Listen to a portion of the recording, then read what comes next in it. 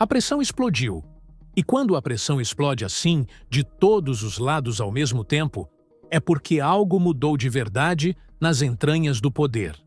Num único ciclo de notícias, Brasília registrou 3 movimentos que, isolados, já seriam relevantes. Juntos, formam um quadro que poucos analistas estavam dispostos a admitir há apenas alguns meses.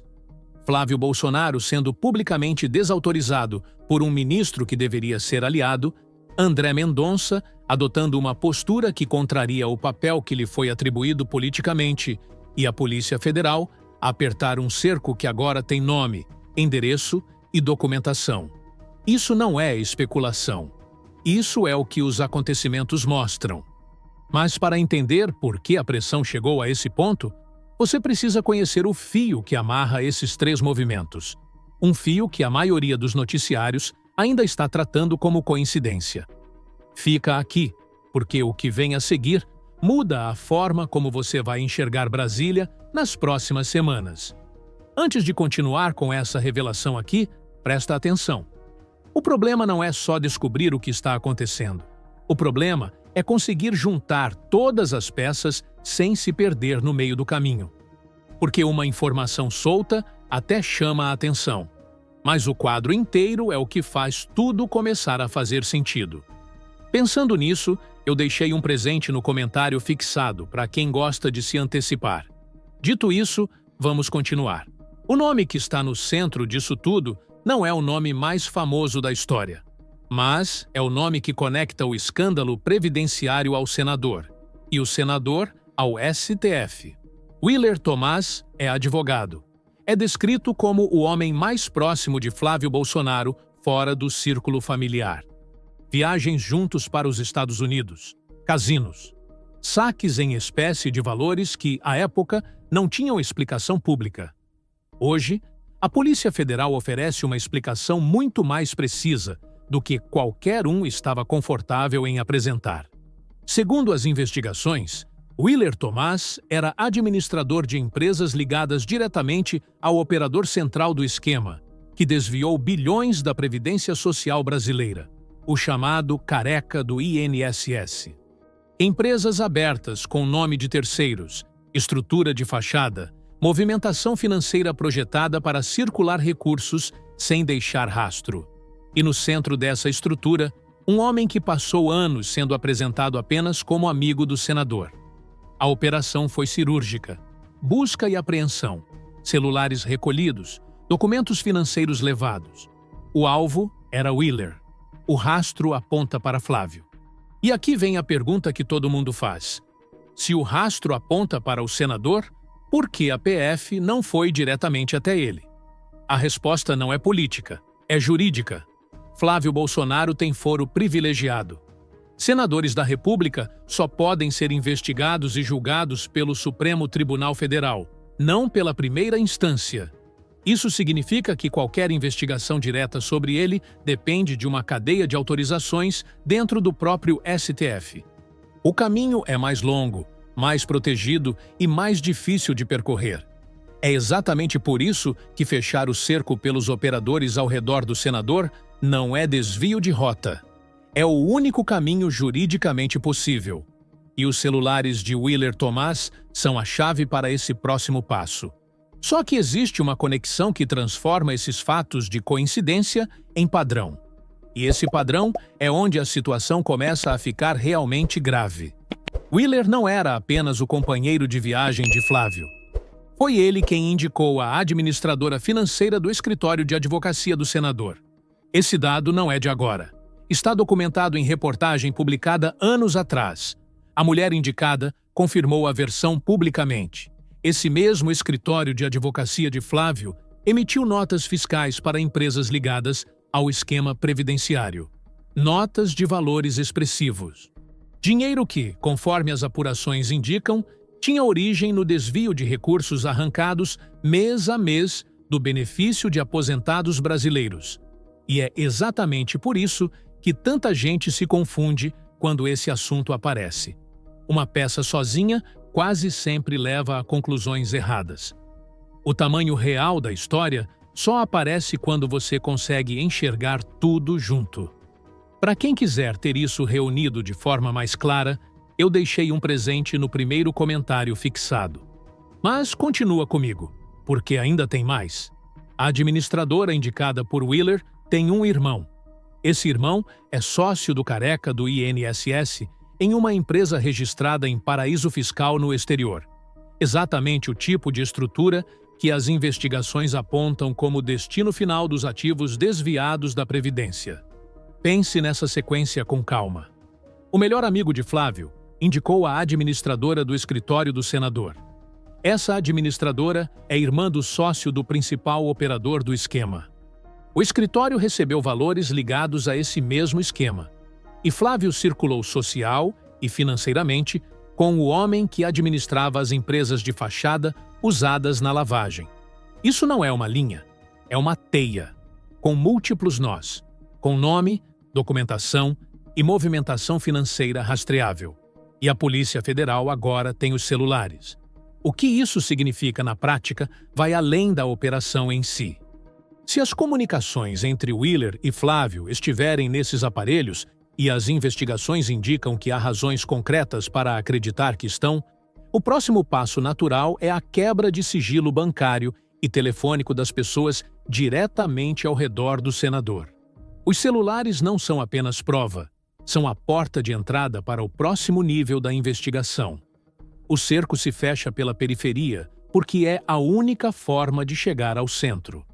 E é exatamente nesse momento que o STF entra no quadro, de um jeito que Flávio Bolsonaro definitivamente não esperava. Algumas semanas antes da operação da PF, Flávio Bolsonaro participou de uma reunião com diplomatas estrangeiros. Na frente de embaixadores de vários países, o senador voltou a questionar a confiabilidade das urnas eletrônicas brasileiras, reproduzindo uma narrativa que seu pai utilizou como estratégia política nos anos anteriores. O que ninguém previu foi de onde viria a resposta. O ministro Cássio Nunes Marques, indicado ao STF pelo próprio Jair Bolsonaro, portanto alguém que o campo político da família considerava previsível, não ficou quieto. E a resposta não veio em nota reservada, nem em decisão de gabinete. Veio em público, com câmeras, sem nenhuma margem para ambiguidade. Cássio convocou uma demonstração aberta do funcionamento da urna eletrônica. Abriu o equipamento. Explicou cada camada de segurança. Mostrou a ausência de conexão com a internet, a ausência de Bluetooth, a ausência de Wi-Fi. Detalhou o sistema de criptografia e a individualidade de cada aparelho, o que tornaria qualquer manipulação em escala não apenas difícil, mas tecnicamente impossível com a estrutura atual. E não parou aí. Flávio havia declarado publicamente que uma empresa fornecedora de tecnologia para a Venezuela também fornecia componentes para as urnas brasileiras. Era falso. O próprio senador, confrontado com os fatos, admitiu publicamente que poderia ter se equivocado. Mas a afirmação já havia circulado. Cássio nomeou essa situação diante das câmeras e encerrou com uma frase que soou como recado sem destinatário explícito. Urna eletrônica é patrimônio da democracia. Respira um segundo com isso. Um ministro indicado pelo pai de Flávio, considerado parte do bloco de influência da família dentro do tribunal, abriu a urna ao vivo, desmontou a declaração do senador e declarou publicamente que atacar o sistema eleitoral é atacar a democracia. Isso não é apenas constrangimento político. É um sinal de que o cálculo dentro do STF mudou. Um sinal que tem consequências diretas e que se conecta ao que a Polícia Federal está construindo simultaneamente. André Mendonça completa esse triângulo de maneira ainda mais reveladora. Mendonça também foi indicado ao tribunal pela família Bolsonaro. Por muito tempo foi lido pelo campo político como um possível escudo dentro da corte, alguém que poderia frear decisões desfavoráveis, ou pelo menos criar distância entre as investigações e o senador. O que se observa na prática é diferente. Quando Flávio Bolsonaro tentou censurar judicialmente conteúdos publicados sobre suas conexões com o esquema previdenciário, incluindo análises e reportagens que ligavam o senador à teia investigada pela PF, foi Mendonça quem negou os pedidos. Os conteúdos ficaram no ar. A decisão foi clara. Um ministro em modo de proteção ativa não toma essa decisão. Essa postura não é interpretação. É o resultado concreto de uma decisão judicial que está documentada. E ela se combina com a postura de Cássio para formar um quadro que o campo político do senador ainda não processou completamente. 2 ministros indicados pela família Bolsonaro estão agindo de maneira que contraria o papel que lhes foi atribuído politicamente. Isso não significa que o processo está encerrado. Significa que o ambiente mudou. E o ambiente importa quando se trata de uma investigação que depende, em última instância, do próprio Supremo para avançar. O que está em jogo aqui vai muito além de Flávio Bolsonaro como indivíduo.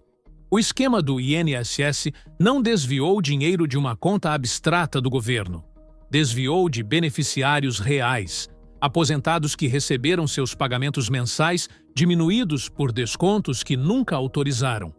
Em muitos casos, pessoas que levaram meses para perceber o que estava acontecendo e anos para conseguir reverter os valores. O total investigado chega a bilhões de reais retirados de quem dependia desse dinheiro para sobreviver. Parte desse patrimônio, conforme as investigações indicam, circulou pela órbita direta do senador. Isso não é abstrato. Isso é o dinheiro de cidadãos reais. A pergunta que se impõe agora é: o que acontece a seguir? É preciso reconhecer uma resistência legítima que existe na cabeça de quem acompanha a política brasileira há anos. Investigação no Brasil não é sinônimo automático de consequência. Há casos documentados, conexões provadas, celulares apreendidos, e depois processos que se arrastam, prazos que vencem, julgamentos que não chegam. Essa frustração é real, e ela está presente em qualquer análise honesta do momento. Mas o contexto atual tem uma diferença estrutural em relação a episódios anteriores. Não é uma frente única que pode ser travada num único ponto. São 3 linhas simultâneas. A investigação financeira da PF, avançando pelos operadores ao redor de Flávio.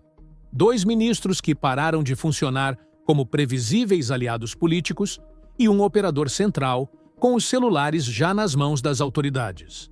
Travar os 3 simultaneamente exige uma engenharia política e jurídica muito mais complexa do que bloqueios pontuais que já aconteceram antes. Isso não é garantia. É um contexto diferente. Há caminhos concretos que podem se abrir. Se os celulares de Willer Tomás contiverem comunicações comprometedoras com o senador, o caminho para a investigação direta de Flávio no STF se abre com muito mais suporte probatório. Nesse cenário, a candidatura presidencial que a família Bolsonaro estava construindo para 2026 entraria numa crise de dimensão inédita. Se o processo se arrastar, como aconteceu em outros momentos, Flávio tem tempo para tentar reorganizar alianças e reposicionar a narrativa. Mas a documentação existente não desaparece com o tempo. Ela se acumula. E há ainda um terceiro caminho que ninguém do campo político bolsonarista está discutindo abertamente. A possibilidade de que a declaração de Flávio sobre as urnas, feita na frente de diplomatas estrangeiros, siga o mesmo caminho jurídico que levou à inelegibilidade do pai. O intervalo entre a reunião de Jair Bolsonaro com embaixadores e a decisão de inelegibilidade foi de pouco mais de 1 ano. O filho reproduziu o mesmo ato, no mesmo formato, diante dos mesmos tipos de interlocutores, e o ministro responsável pela área eleitoral no STF já sinalizou publicamente que conhece essa equivalência. Qualquer um desses caminhos representa uma consequência concreta para um projeto político que prometia retornar ao poder em 2026 com Flávio como protagonista. Para isso acontecer, era preciso que o STF ficasse quieto, que a PF não encontrasse o fio certo e que os ministros indicados pela família continuassem atuando como escudo. Nenhuma dessas condições está garantida hoje. A sincronia entre a operação da PF, a postura pública de Cássio, As decisões de Mendonça e o avanço simultâneo de múltiplas linhas de investigação não é resultado de um único movimento. É o sinal de que o equilíbrio de forças que sustentava a estratégia política da família em Brasília foi alterado.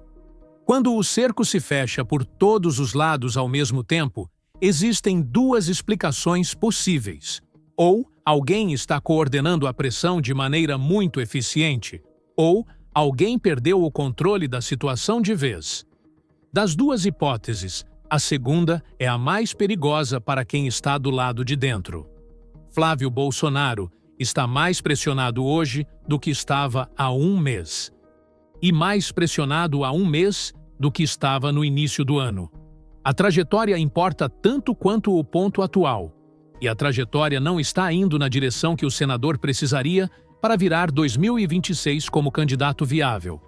O próximo capítulo depende do conteúdo dos celulares, das decisões do STF e de quanto tempo o cerco vai levar para se fechar completamente.